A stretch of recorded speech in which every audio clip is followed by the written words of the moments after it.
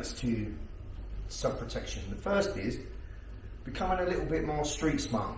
So whenever you're out and about, try and be a little bit more switched on. Most people are texting on their phone and earbuds in the ear and they've got no attention of the environment. So understand what makes somebody very attractive to a criminal in terms of target selection is somebody that's completely switched off. And that's most people. Most people are not alert, they're not aware.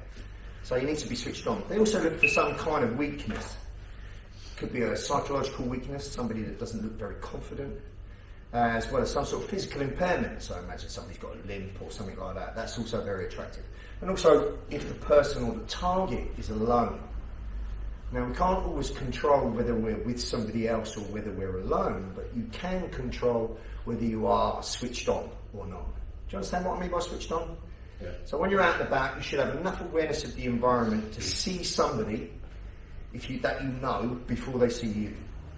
And you should be aware of who's around you and what's behind you. Just a relaxed awareness. That's what you're looking at, right? Rather than fixated, texting on your phone, talking on hands-free, where you've got no attention of the environment. Because if you are assaulted during that period of time, you've got no intel. Whereas if you're switched on and you're likely to spot a problem before it becomes a problem, you can avoid it. And the best self-protection of all is don't fucking be there. Get gone, yeah? This class works primarily with physical elements. So the physical elements are, if I can't avoid something, I can't de-escalate and I can't escape, and now I'm going to have an imminent problem. Well, the other two areas to self-protection are both physical. You are either the person that does something first, proactive, which gives you the highest probability of success, or you're reacting to what somebody's doing to you. Do you understand what I mean by that? So most people call self-protection self-defense. And the bottom line is, if you are defending yourself, you've already been attacked. If you're defending, you're losing. So if you were going to find yourself in a situation that you couldn't avoid, de-escalate or get away from, what I teach first is be first, be preemptive, be proactive. So the tactic I'm going to give you for simplicity this evening is what we call stun and run. So imagine that you're on your way back to your car and you've been followed. Maybe it's a bit of a secluded parking space. Maybe you parked there earlier in the day and it was busy, lots of cars, and then you finish work and now it's isolated. Well, that immediately makes it a potentially dodgy environment. Let's say somebody comes up to you and addresses you in some way. Well, it would be useful if you saw that person coming towards you. Do you agree? As opposed to, you had no attention of them, and the first thing you knew about it is when they grabbed you around the throat and tried to drag you down the fucking alley. Because now you'd be reacting. So in a physical sense, the ideal would be, can you tell me what? The ideal would be proactive. So what do I mean by that? I mean, if somebody comes up to me, I'm going to create, first of all, a non-violent posture that protects the personal space between us both. I don't want to allow anyone to invade my personal space. Do you understand? It's from this natural platform that, if necessary, you should strike first. And what I'm going to give you today is what's based on a tactic of stun and run. So imagine some guy tried to accost you and he come forward and you poked him in the fucking eyes and kicked him in the bollocks. Well, that would create an effect as long as you've done that with significance. And the significant effect would create a brief separation from you that would buy you the opportunity to turn and run. Or get in your car, lock the door and fuck off. Does that make sense? So what I'm going to teach you is a stun and run tactic. And it's based on you doing something before the other person does something to you. Do you understand? And then we're going to take that into the context of you caught it a little late. So now the person has actually laid their hands on you and now you have to do something. And that would be where defending yourself comes in. So most self-defense begins with somebody already attacking you, which is absolutely ridiculous.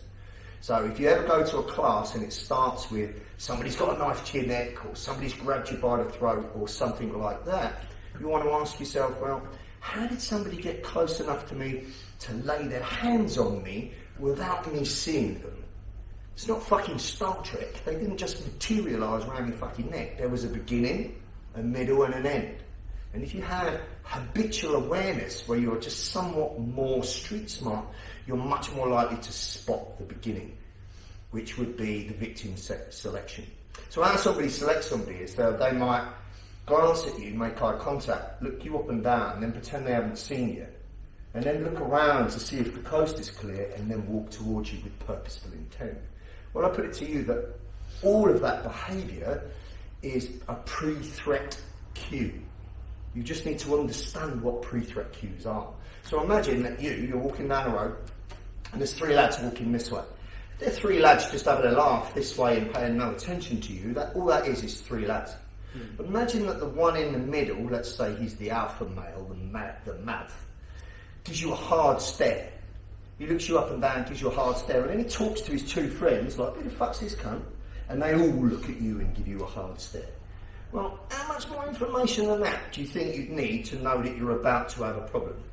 You'd know, wouldn't you, straight away. So picture that again. Someone gives you a hard stare, group communication to their 2 friends, and then they all look at you. Well, that's pre-threat cue behaviour.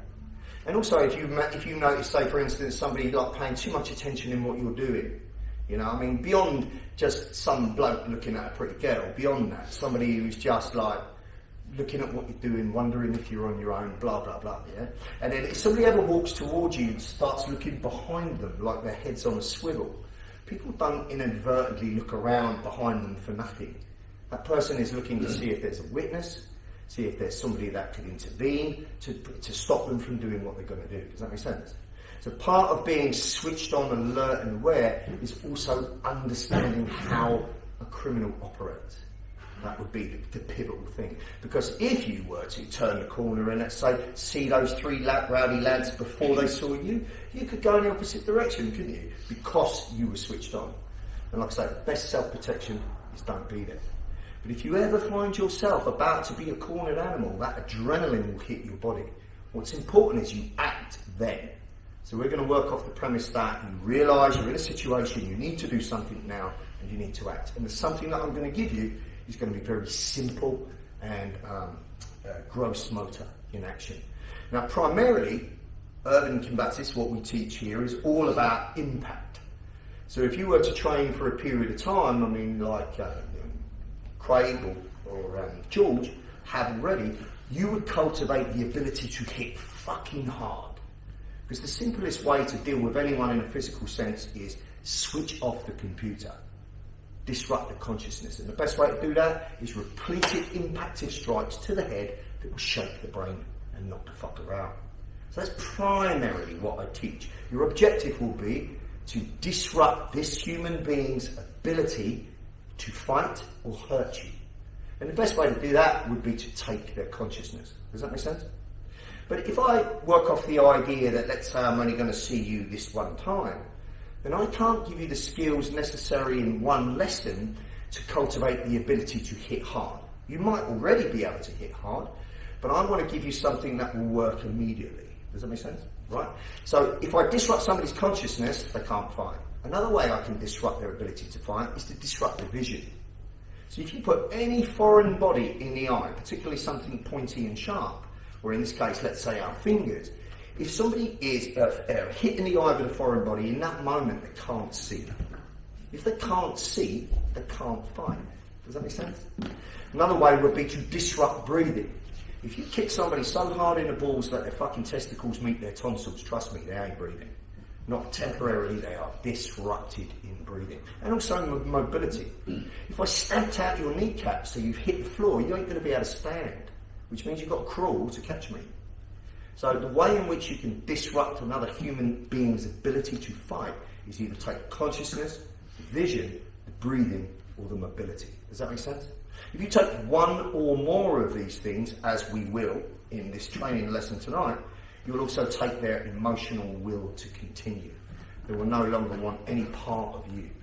What's important for what you do, once you understand and are competent with it, is that you do it as hard as you can, as fast as you can, and with as much fucking aggression as you can muster.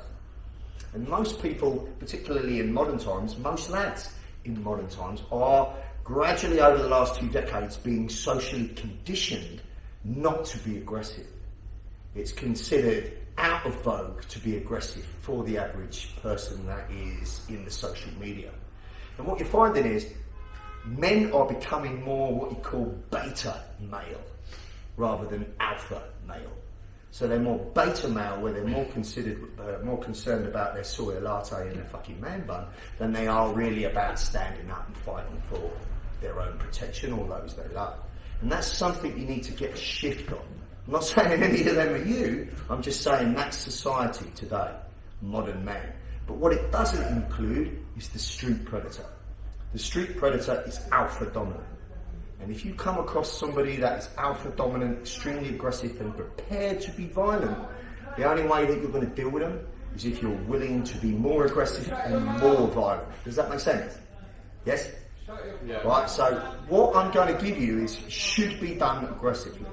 Right? If you find it difficult to muster aggression, then just act as if. Does that make sense? Fake it till you fucking make it. But the bottom line is tonight, all I'm going to teach you, don't worry about them, all I'm going to teach you is how to poke someone in the eyes and kick him in the balls, and then run. Sounds simple enough? Yeah. Yes? What? Let's get going.